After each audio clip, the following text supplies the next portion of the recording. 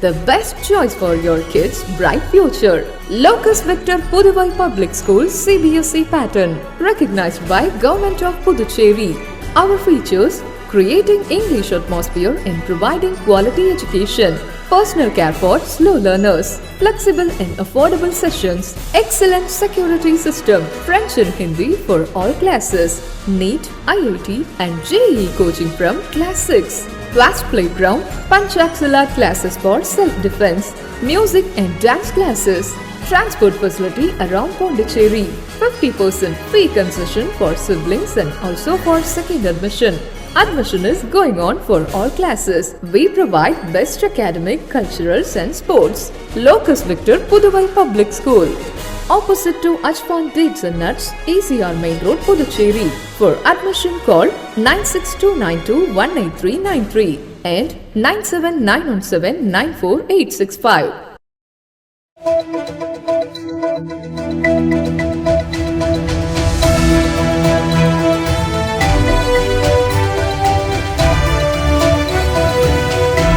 வணக்கம். சக்தி சேனலின் புதுவையின் இன்றைய நிகழ்வுகள்.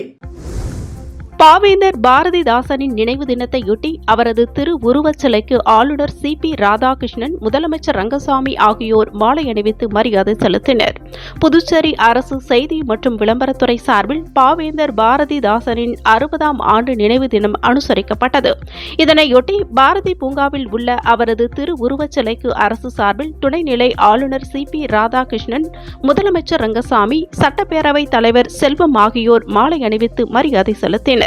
அதைத் தொடர்ந்து முன்னாள் சட்டமன்ற உறுப்பினர் TPR செல்வம் மற்றும் பாரதிதாசனின் குடும்பத்தினர்கள் உட்பட பல்வேறு அரசியல் மற்றும் பொதுநல அமைப்பைச் சேர்ந்த நிர்வாகிகள் பாரதிதாசனின் திருவுருவச் சிலைக்கு மாலை அணிவித்து மரியாதை செலுத்தினார்கள். மகாவீர் ஜெயந்தியினை முன்னிட்டு புதுச்சேரியில் ஜெயின் சமூகத்தினர் ஆடல் பாடலுடன் சென்று வழிபாடு நடத்தினர். புதுச்சேரியில் மகாவீர் ஜெயந்தி விழா கொண்டாடப்பட்டது. இதனையொட்டி 45 அடி சாலையில் உள்ள ஜெயின் கோவிலில் இருந்து அலங்கரிக்கப்பட்ட தேரில் மகாவீர் சிலை ஊர்வலமாக எடுத்துச் செல்லப்பட்டது. அண்ணா சாலை, வள்ளலார் சாலை, காமராஜர் சாலை, பாரதி வீதி வழியாக மீண்டும் ஜெயின் கோவிலை வந்தடைந்தது.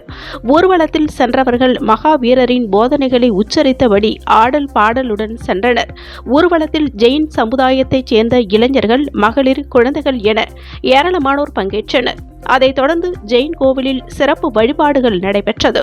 மேலும் மகாவீர் ஜெயந்தியினை ஒட்டி புதுச்சேரியில் இறைச்சி கடைகள், மதுக்கடைகள் மூடப்பட்டிருந்தன.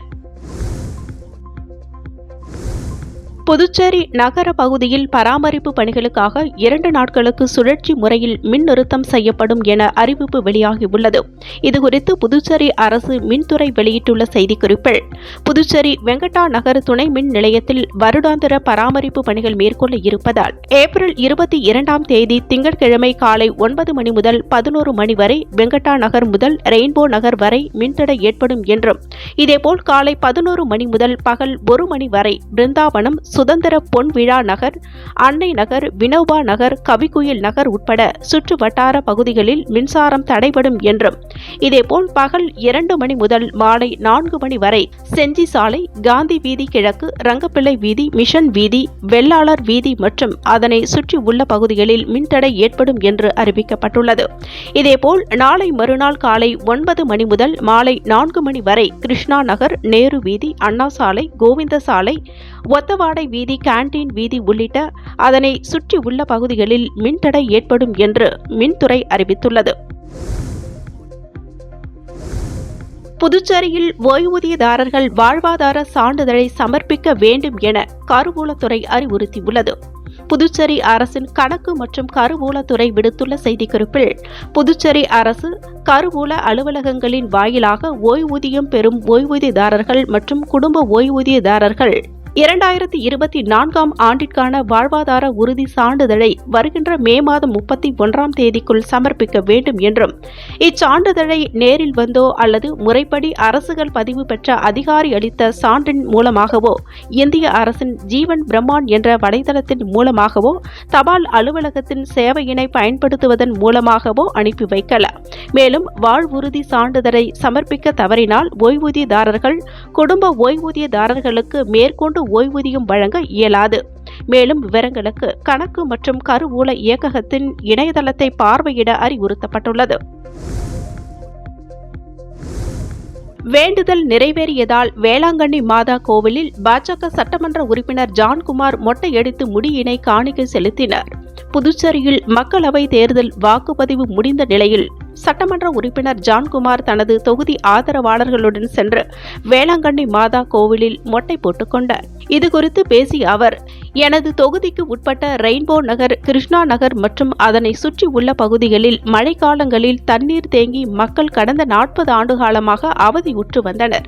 லட்சக்கணக்கில் இழப்பையும் சந்தித்தனர். பின்னர் ஸ்மார்ட் சிட்டி திட்டத்தின் கீழ் ரூபாய் 10 கோடி மதிப்பில் ரெயின்போ நகர், கிருஷ்ணா நகர் பகுதிகளில் மழைநீர் தேங்காமல் இருக்க வாய்க்கால் கட்டும் பணிகள் மேற்கொள்ளப்பட்டு தற்பொழுது முடிவடைந்துள்ளது. இந்த பணி முடிவடைந்தால் வேளாங்கண்ணி மாதா கோவிலுக்கு சென்று மொட்டை போட்டுக்கொண்டு முடியினை காணிக்கை செலுத்துவதாகவும் வேண்டிக் கொண்டேன் என்றும், இதனால் தனது தொகுதியைச் சேர்ந்த ஆதரவாளர்கள் 43 பேரை அழைத்துச் சென்று வேளாங்கண்ணி மாதா கோவிலில் மொட்டை போட்டுக்கொண்டு முடியினை காணிக்கை செலுத்தினேன் என்று தெரிவித்துள்ளார். புதுச்சேரி அரியூர் ஸ்ரீ ஹிந்தோஜா மேல்நிலைப் பள்ளியின் முன்னாள் மாணவர்கள் சந்திப்பு நிகழ்ச்சி நடைபெற்றது. புதுச்சேரி அரியூரில் 1979ஆம் ஆண்டு ஆரம்பிக்கப்பட்ட ஸ்ரீ ஹிந்தோஜா மேல்நிலைப் பள்ளியில் தலைமை ஆசிரியை மரியா தலைமையிலும் இல்லத்தின் தலைமை அன்னை சிரியா அந்தோணி அம்மாள் முன்னிலையிலும் முன்னாள் மாணவர்கள் சந்திப்பு நிகழ்ச்சி நடைபெற்றது. இதில் முன்னாள் மாணவர்கள் மற்றும் பள்ளியின் அனைத்து ஆசிரியர்களும் கலந்து கொண்டனர். பள்ளியின் நலன் மற்றும் வளர்ச்சிக்கான பல்வேறு கருத்துக்கள் பரிமாறப்பட்டன. முன்னாள் மாணவர்கள் சங்கம் தொடங்குவது தொடர்பாக திட்டங்கள் பற்றி விவாதிக்கப்பட்டது. திண்டிவனம் புதுச்சேரி பைபாஸ் சாலையில் 2 கார்கள் மோதிக்கொண்ட விபத்தில் 3 பேர் உயிரிழந்தனர். ஆந்திர மாநிலத்தைச் சேர்ந்த மானிஷ், இவரது பெண் நண்பர் ஹைதராபாத்தைச் சேர்ந்த கீர்த்தி மற்றும் விஜயகுமார் ஆகிய 3 பேரும் புதுச்சேரிக்கு சுற்றுலா சென்றுவிட்டு அதிகாலை ஆந்திரா சென்று கொண்டிருந்தனர். காரை விஜயகுமார் என்பவர் ஓட்டினர். இந்நிலையில் புதுச்சேரி திண்டிவனம் தேசிய நெடுஞ்சாலை மொனசூர் பகுதி அருகே கார் சென்று கொண்டிருந்த பொழுது கட்டுப்பாட்டை இழந்த கார் தேசிய நெடுஞ்சாலையின் சென்டர் மீடியன் கட்டை மீது மோதி சென்னையில் இருந்து தைலாபுரம் நோக்கி வந்து கொண்டிருந்த கார் மீது பலமாக மோதியது. இதில் காரை ஓட்டிய விஜயகுமார் பலத்த காயமடைந்தார். மானிஷ் சம்பவ இடத்திலேயே உயிரிழந்தார். கீர்த்தி திண்டிவனம் மருத்துவமனைக்கு கொண்டு செல்லும் வழியில் இறந்தார். சென்னையிலிருந்து தைலாபுரம் நோக்கி வந்து கொண்டிருந்த காரில் வந்த பழனி சம்பவ இடத்திலேயே உயிரிழந்தார். இவரது மனைவி ஜெயந்தி தலை மற்றும் காலில் பலத்த காயம் ஏற்பட்டு உயிருக்கு ஆபத்தான நிலையில் சிகிச்சை பெற்று வருகிறார். இந்த காரை ஓட்டி வந்த சூரிய நாராயணன் லேசான காயமடைந்தார். இந்த சம்பவத்தில் 2 கார்களும் அப்பளம் போல் நொறுங்கியது. சம்பவ இடத்திற்கு வந்த கிளியனூர் காவல்துறையினர் விபத்தில் சிக்கிய 2 கார்களையும் மீட்டு விபத்து குறித்து விசாரணை மேற்கொண்டு வருகின்றனர். புதுச்சேரி அமைச்சருக்கு சொந்தமான இடத்தில் அனுமதியின்றி தமிழக சட்டமன்ற உறுப்பினர் சாலை அமைத்த சம்பவம் காரைக்காலில் பரபரப்பை ஏற்படுத்தியுள்ளது. காரைக்கால் மாவட்டத்தில் எல்லைப் பகுதிகளில் ஒன்றான மண்டபத்தூர் பகுதியில் இருந்து அருகில் உள்ள தமிழக பகுதியான சின்னூர்பேட்டை பகுதிக்கு கடந்த சுனாமியின் பொழுது தற்காலிக சாலை போட அனுமதி பெற்று அமைக்கப்பட்டுள்ளது. இந்நிலையில் அதற்கு அருகில் உள்ள புதுச்சேரி பகுதிக்கு சொந்தமான இடம் புதுச்சேரி அமைச்சரான திருமுருகன் பயன்பாட்டில் கடந்த 40 ஆண்டுகளாக இருந்து வருகிறது. இந்நிலையில் புதுச்சேரி அரசிடமோ நில உரிமையாளர்களிடமோ எந்த ஒரு அனுமதியும் பெறாமல் பூம்புகார் தொகுதி திராவிட முன்னேற்றக் கழக சட்டமன்ற உறுப்பினர் நிவேதா முருகன் காரைக்கால் மற்றும் தமிழ்நாடு பகுதிகளை இணைக்கும் சாலையினை அமைக்கும் முயற்சியில் ஈடுபட்டுள்ளார். கிட்டத்தட்ட ஜல்லிகள் கொட்டப்பட்டு சாலை அமைக்கும் பணி 50% நிறைவுற்ற நிலையில் தகவல் அறிந்த இடத்தின் உரிமையாளர் இதுகுறித்து கேள்வி எழுப்பிய போது அவர்கள் செய்வதறியாமல் திகைத்து சாலை பணிகளை பாதியிலேயே நிறுத்திவிட்டு சென்றுள்ளனர். 2 மாநில பகுதிகளை இணைக்கும் சாலை அரசிடமோ அல்லது உரிமையாளர்களிடமோ அனுமதி பெறாமல் சாலை அமைத்த சம்பவம் காரைக்காலில் பெரும் அதிர்ச்சியினை ஏற்படுத்தியுள்ளது. முத்தியால்பேட்டை ஸ்ரீ கற்பக விநாயகர் ஆலய அஷ்டபந்தன மகா கும்பாபிஷேக விழாவில் திரளான பக்தர்கள் கலந்து கொண்டு சுவாமி தரிசனம் செய்தனர். புதுச்சேரி முத்தியால்பேட்டை மணிக்கூண்டு அருகே அமைந்துள்ள ஸ்ரீ கற்பக விநாயகர் ஆலய மகா கும்பாபிஷேக விழா வெகு விமர்சையாக நடைபெற்றது. முன்னதாக கடந்த 18ஆம் தேதி காலை விக்னேஸ்வர பூஜை, மகா கணபதி ஹோமம், லக்ஷ்மி ஹோமம், நவகிரக ஹோமம், தன பூஜை, கோ பூஜை, மாலை வாஸ்து சாந்தி, முதல் மற்றும் 2ஆம் கால யாகசாலை பூஜைகள், நாடி சந்தானம், மகா பூர்ணாகிதி ஆகியவை நடைபெற்றது. விழாவின் முக்கிய நிகழ்ச்சியாக காலை கலச புறப்பாடு நடைபெற்று காஞ்சி ஸ்ரீ காமபீடம், தருமை ஆதீனம், பொம்மபுரம் ஆதீனம் ஆகியோர் தலைமையில் விமான கலசத்திற்கு புனித நீர் ஊற்றப்பட்டது. இதைத் தொடர்ந்து பரிகார மூர்த்திகள் மற்றும் மூலவருக்கு மகா கும்பாபிஷேக விழா நடைபெற்றது. கும்பாபிஷேக விழாவில் முத்தியால்பேட்டை சுற்றுப்புற பகுதிகளில் இருந்து திரளான பக்தர்கள் கலந்து கொண்டு சுவாமி தரிசனம் செய்தனர். மரக்காணம் அருகே உள்ள அரியந்தாங்கல் கிராமத்தில் எழுந்தருளி இருக்கும் அருள்மிகு ஸ்ரீ விஷ்ணு துர்காம்பிகை ஆலயத்தில் நடைபெற்ற 15ஆம் ஆண்டு பால்குட அபிஷேக விழாவில் திரளான பக்தர்கள் கலந்து கொண்டு சுவாமி தரிசனம் செய்தனர். விழுப்புரம் மாவட்டம் மரக்காணம் அடுத்த அரியந்தாங்கல் கிராமத்தில் எழுந்தருளி இருக்கும் அருள்மிகு ஸ்ரீ விஷ்ணு துர்காம்பிகை கோவிலில் உலக நன்மை வேண்டி 108 பால்குட அபிஷேகம் நடைபெற்றது. முன்னதாக மடவந்தாங்கல் ஸ்ரீ முத்தாலம்மன் ஆலயத்தில் இருந்து பால்குட ஊர்வலம் புறப்பட்டு கிராமத்தில் உள்ள முக்கிய வீதிகளில் வழியாக ஊர்வலமாக வந்து அருள்மிகு ஸ்ரீ விஷ்ணு துர்கா அம்பிகைக்கு பக்தர்கள் பால் அபிஷேகம் செய்தனர். இதில் சிறப்பு அழைப்பாளராக முன்னாள் டிஜிபியின் துணைவியார் கீர்த்தனா பாலச்சந்திரன், கருங்குழி பிருந்தாவன சித்தரின் துணைவியார் அன்னை ரேவதி மற்றும் ராதிகா மோகன் உட்பட சுற்று வட்டார பகுதிகளைச் சேர்ந்த திரளான பொதுமக்கள் கலந்து கொண்டு சுவாமி தரிசனம் செய்தனர். புதுச்சேரி அடுத்த மலட்டாற்றில் எழுந்தருளி உள்ள கன்னியம்மன் ஆலய மகா கும்பாபிஷேக விழாவில் திரளான பக்தர்கள் கலந்து கொண்டு சுவாமி தரிசனம் செய்தனர். நெட்டப்பாக்கம் அருகே உள்ள தமிழக பகுதியான நரசிங்கபுரம் கிராமம் மலட்டாற்றில் எழுந்தருளி உள்ள கன்னியம்மன் ஆலய மகா கும்பாபிஷேக விழா சிறப்பாக நடைபெற்றது. நரசிங்கபுரத்திற்கும் சின்ன மடத்திற்கும் நடுவே மலட்டாற்றில் எழுந்தருளி உள்ள அருள்மிகு கன்னியம்மன் ஆலய மகா கும்பாபிஷேக விழா சிறப்பான முறையில் நடைபெற்றது. முன்னதாக 20ஆம் தேதி காலை விக்னேஸ்வர பூஜை, மகா கணபதி ஹோமம், லட்சுமி ஹோமம், நவ கிரக ஹோமம், தன பூஜை, கோ பூஜையும், மாலை வாஸ்து சாந்தி, முதல் மற்றும் 2ஆம் கால யாக பூஜைகள், நாடி சந்தானம், மகா பூர்ணாகிதி ஆகியவை நடைபெற்றது. இன்று காலை கலச புறப்பாடு நடைபெற்றது. மணிகண்டன் குருக்கள் தலைமையில் கன்னியம்மன் ஆலய விமான கலசத்திற்கு புனித நீர் ஊற்றப்பட்டது.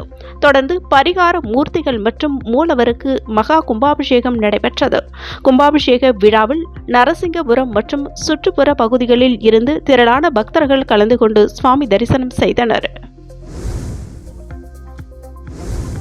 புதுச்சேரி சபரிமலை ஐயப்ப சேவா சமாஜத்தின் மண்ணாடிப்பட்டு ஸ்ரீ தர்ம சாஸ்தா ஐயப்பன் மற்றும் ஐயனாரப்பன் சேவா சமாஜம் ஐயப்ப யோகம் திறப்பு விழா, உத்திர பூஜை, மகா தீபாரதனையுடன் தொடங்கி அடையாள அட்டை வழங்கும் விழா மிக சிறப்பாக நடைபெற்றது.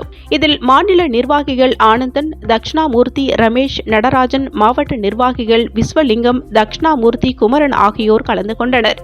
இந்நிகழ்ச்சிக்கான ஏற்பாடுகளை மண்ணாடிப்பட்டு ஸ்ரீ தர்ம சாஸ்தா ஐயப்ப யோகத்தின் தலைவர், செயலாளர்கள், பொருளாளர்கள் மற்றும் உறுப்பினர்கள் ஆகியோர் சிறப்பாக செய்திருந்தனர். வில்லியனூர் அருகே ஆரியபாளையம் பகுதியில் அமைந்துள்ள அருள்மிகு ஸ்ரீ புட்லாய் மாரியம்மன் சுவாமிக்கு நடைபெற்ற மகா கும்பாபிஷேக விழாவில் திரளான பக்தர்கள் கலந்து கொண்டு சுவாமி தரிசனம் செய்தனர். புதுச்சேரி மாநிலம் வில்லியனூர் கொம்யூன் ஆரியபாளையம் பகுதியில் அமைந்துள்ள அருள்மிகு ஸ்ரீ பொய்யாமொழி விநாயகர் ஆலயம், அருள்மிகு ஸ்ரீ கங்கையம்மன் ஆலயம், அருள்மிகு ஸ்ரீ எல்லையம்மன் ஆலயம் மற்றும் ஸ்ரீ பால விநாயகர், ஸ்ரீ பால முருகர், ஸ்ரீ தட்சிணாமூர்த்தி, துர்கையம்மன், நவகிரக சுவாமிகள் பரிவாரங்களுடன் கூடிய புட்லாய் மாரியம்மன் ஆலய மகா கும்பாபிஷேக விழா வெகு சிறப்பாக நடைபெற்றது. இதில் வேளாண் துறை அமைச்சர் தேனி ஜெயக்குமார் கலந்து கொண்டு சுவாமி தரிசனம் செய்தார். முன்னதாக கடந்த வெள்ளிக்கிழமை அன்று விக்னேஸ்வர பூஜை, கணபதி ஹோமம், கோ பூஜை, நவகிரக ஹோமம், சனிக்கிழமை அன்று விமான கலசம் வைத்தல் பூஜையும், இதைத் தொடர்ந்து விழாவின் முக்கிய நிகழ்ச்சியாக 4ஆம் கால யாக பூஜை, நாடி சந்தனம், மகா பூர்ணாகதி, யாத்ரா தானம், கடம் புறப்பாடு உட்பட நிகழ்ச்சிகள் அனைத்தும் தொடர்ந்து அருள்மிகு ஸ்ரீ புட்லாய் மாரியம்மன் சுவாமிக்கு மகா கும்பாபிஷேக விழா வெகு சிறப்பாக நடைபெற்றது. இதில் திரளான பக்தர்கள் கலந்து கொண்டு சுவாமி தரிசனம் செய்தனர். காரைக்கால் நகரில் அமைந்துள்ள பழமை வாய்ந்த ஸ்ரீ மகா மாரியம்மனுக்கு பால்குட அபிஷேகம் நடைபெற்றது. இதில் ஏராளமான பக்தர்கள் கலந்து கொண்டு சுவாமி தரிசனம் செய்தனர். புதுச்சேரி யூனியன் பிரதேசம் காரைக்கால் நகரில் கடை வீதியில் அமைந்துள்ளது ஸ்ரீ மகா மாரியம்மன் ஆலயம். இவ்வாலயத்தில் 44ஆம் ஆண்டு தமிழ் புத்தாண்டு திருவிழா கடந்த 13ஆம் தேதி பூச்செறிதலுடன் துவங்கியது. விழாவின் 8ஆம் நாள் ஸ்ரீ மகா மாரியம்மனுக்கு பால்குட அபிஷேகம் வெகு விமர்சையாக நடைபெற்றது. முன்னதாக பக்தர்கள் காளியம்மன் ஆலயத்தில் இருந்து பால் குடங்களை தலையில் சுமந்து மகா மாரியம்மன் ஆலயம் வந்தடைந்தனர். பின்னர் பக்தர்கள் கொண்டு வந்த பால்களால் மாரியம்மனுக்கு பால் அபிஷேகம் நடைபெற்றது. பின்னர் வண்ண மலர்களால் அலங்கரிக்கப்பட்ட மகா தீபாராதனை நடைபெற்றது. இதில் ஏராளமான பக்தர்கள் பங்கேற்று சுவாமி தரிசனம் செய்தனர். சிவகங்கை மக்களவை தொகுதியில் காங்கிரஸ் வேட்பாளர் கார்த்தி சிதம்பரம், அதிமுக வேட்பாளர் சேவியர் தாஸ், பாஜக வேட்பாளர் தேவநாதன், நாம் தமிழர் கட்சி வேட்பாளர் எழிலரசி உட்பட 20 வேட்பாளர்கள் போட்டியிடுகின்றனர். எனினும் காங்கிரஸ், அதிமுக, பாஜக, நாம் தமிழர் கட்சி இடையே 4 முனை போட்டி நிலவுகிறது. மேலும் கடந்த 2019ஆம் ஆண்டு மக்களவை தேர்தலை விட இந்த தேர்தலில் 5.65% வாக்குகள் குறைந்துள்ளன. அதாவது கடந்த 2019ஆம் ஆண்டு தேர்தலில் 15,52,082 வாக்காளர்களில் 10,84,906 பேர் வாக்களித்தனர். ஆனால் இந்த முறை மொத்தம் 16,33,857 வாக்காளர்களில் 10,49,675 பேர் மட்டுமே வாக்களித்தனர்.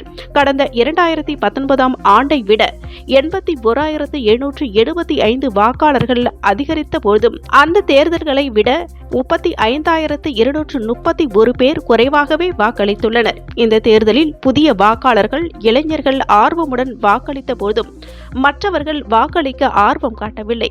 இதற்கு கடுமையான வெயில் மற்றும் அரசியல்வாதிகள் மீதான வெறுப்பு காரணமாக கூறப்படுகிறது.